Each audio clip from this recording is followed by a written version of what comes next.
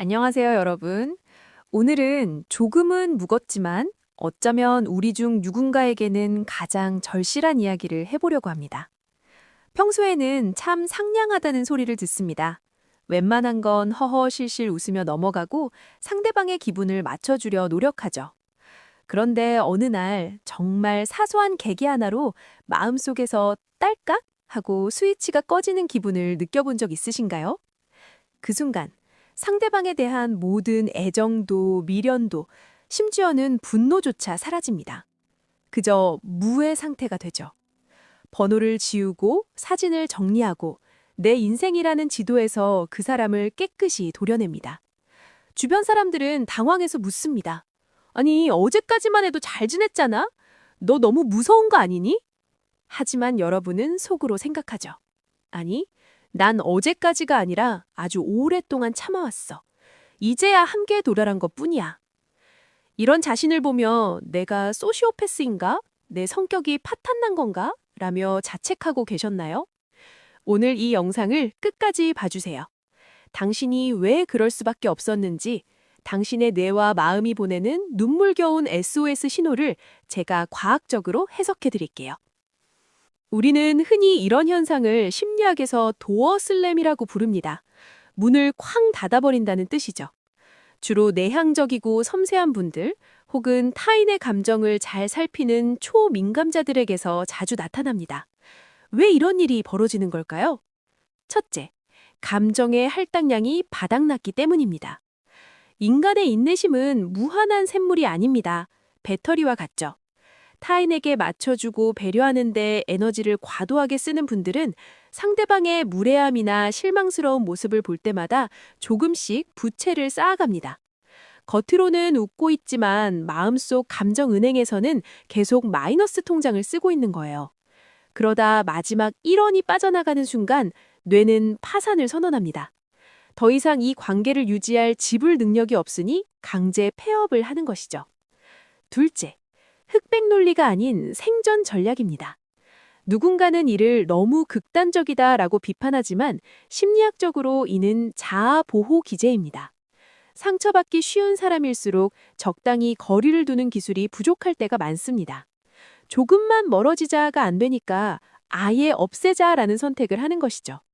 이는 당신의 마음이 스스로를 지키기 위해 선택한 가장 강력하고 마지막인 방어벽입니다. 자, 이제 우리 머릿속에서 무슨 일이 벌어지는지 들여다볼까요? 우리 뇌의 깊숙한 곳에는 공포와 위협을 감지하는 편도체가 있습니다. 상대방이 나를 실망시키거나 선을 넘을 때 편도체는 이를 생존의 위협으로 간주합니다. 원시시대에 맹수를 만났을 때처럼 싸우거나 도망치거나 둘 중 하나를 선택해야 하죠. 관계를 끊어버리는 것은 바로 이 도망치기의 현대적 형태입니다. 편도체가 강하게 활성화되면 이성적인 사고를 담당하는 전두엽의 기능이 일시적으로 마비됩니다. 논리적으로 따지기보다 일단 살고 보자 하는 본능이 앞서는 것이죠. 뇌는 예측하는 기계입니다. 이 사람은 좋은 사람일 거야 라는 예측이 반복적으로 빗나가면 뇌는 극심한 스트레스를 받습니다.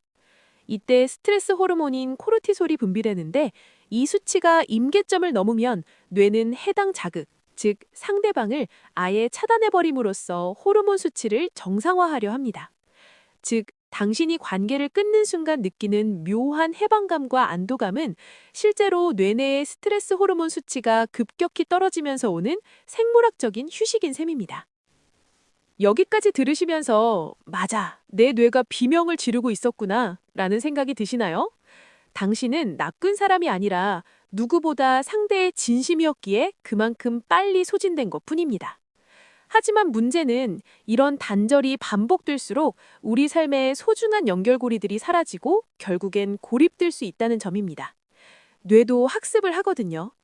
힘들면 끊어버리면 돼 라는 회로가 강화되면 나중에는 아주 작은 갈등조차 견디기 힘들어질 수 있습니다. 그렇다면 어떻게 해야 내 마음을 지키면서 관계를 파괴하지 않고 조율할 수 있을까요? 여러분, 솔직히 말해볼까요? 상대방과 마주 앉아 네가 이러이러해서 서운해 라고 말하는 것보다 조용히 번호를 지우는 게 100배는 더 편하게 느껴지죠? 여기에는 심리학적인 인지적 비용의 원리가 숨어 있습니다. 관계를 회복하기 위해 대화를 시도하는 것은 엄청난 에너지가 드는 일입니다. 상대의 반응을 예상해야 하고 내 감정을 정제해서 전달해야 하며 혹시나 돌아올 비난까지 감수해야 하죠. 반면 단절은 단 한 번의 클릭으로 모든 스트레스 요인을 즉각 제거해 줍니다. 우리 뇌는 본능적으로 에너지를 아끼려 합니다. 이미 상대에게 에너지를 많이 뺏긴 상태라면 뇌는 대화라는 비싼 비용을 지불하기보다 차단이라는 저렴하고 확실한 해결책을 선택하게 유도하는 것이죠. 하지만 이 달콤한 도피가 반복되면 우리 뇌는 갈등을 해결하는 근육을 잃어버리게 됩니다. 무작정 참다가 터트리는 것이 아니라 내 마음의 안전장치를 만드는 연습이 필요합니다. 뇌과학적으로 말하면 전두엽이 편도체의 폭주를 제어할 시간을 벌어주는 것이죠. 우선 상대만이 선을 넘을 때마다 마음속으로 색깔을 부여하세요. 초록불, 조금 불편하지만 참을만해. 노란불, 이건 분명히 기분 나빠. 경고가 필요해. 빨간불, 여기서 더 가면 끝이야. 보통 도어슬램을 하는 분들은 노란불을 생략하고 바로 빨간불로 넘어갑니다. 이제부터는 노란불일 때 상대에게 신호를 보내는 연습을 해야 합니다. 말을 하면 싸움만 될 텐데 어떻게 말해요? 라고 묻고 싶으시죠? 싸우지 않고 내 경계를 확실히 치는 대사들을 준비했습니다. 이 대사들은 상대방을 비난하는 것이 아니라 나의 상태를 데이터로 전달하는 방식입니다. 무례한 농담을 반복하는 친구에게 이렇게 말합니다. 그 농담, 너는 재미있을지 몰라도 나는 지금 조금 존중받지 못한다는 느낌을 받아. 이 주제는 더 이상 안 해줬으면 좋겠어. 너 왜 그래? 가 아니라 나는 뭐뭐라는 느낌을 받아 라는 I 메시지를 사용하세요. 이는 상대의 방어 기제를 낮추고 전두엽을 자극합니다. 상황 2. 과도한 연락이나 감정 쓰레기통 취급하는 지인에게. 과도한 연락이나 감정 쓰레기통 취급하는 지인에겐 이렇게 말합니다. 요즘 내가 개인적으로 에너지가 많이 부족해서 긴 대화를 나누기가 조금 버겁네. 당분간은 연락을 줄이고 나만의 시간을 좀 가져야겠어. 이해해줘. 상대가 싫어서가 아니라 내 배터리 용량이 문제라는 점을 이렇게 말했는데도 서운해하며 몰아붙인다면 그때는 미련 없이 빨간불을 켜셔도 됩니다. 선을 넘는 직장 동료나 상사에겐 이렇게 말해봅니다. 말씀하신 부분은 충분히 이해했습니다. 다만 그 방식보다는 이런 방식으로 소통할 때 제가 더 효율적으로 일할 수 있을 것 같아요. 서로를 위해 선을 지켜주시면 좋겠습니다. 효율과 비즈니스적 협력이라는 키워드를 사용해 감정 싸움을 차단하세요. 갑자기 관계를 끊고 싶은 충동이 휘몰아칠 때 우리 뇌 속은 코르티솔로 가득 찬 상태입니다. 이때는 딱 5분만 일시 정지하세요. 눈을 감고 호흡에 집중합니다. 지금 내 편도체가 비상벨을 울리고 있구나 라고 객관적으로 인지합니다. 내가 지금 이 사람을 끊어내고 싶은 걸까? 아니면 이 상황에서 오는 피로감을 끊어내고 싶은 걸까? 라고 스스로에게 질문을 던지세요. 이 5분의 시간이 당신을 충동적인 냉정함에서 현명한 단호함으로 바꿔줄 것입니다. 여러분, 관계를 끊어내는 힘이 있다는 것은 그만큼 여러분의 주관이 뚜렷하고 자신을 소중히 여길 줄 안다는 반증이기도 합니다. 하지만 날카로운 칼은 소중한 것을 베어버릴 수도 있죠. 이제 우리는 그 칼을 휘두르는 대신 세련된 울타리를 치는 법을 배우고 있습니다.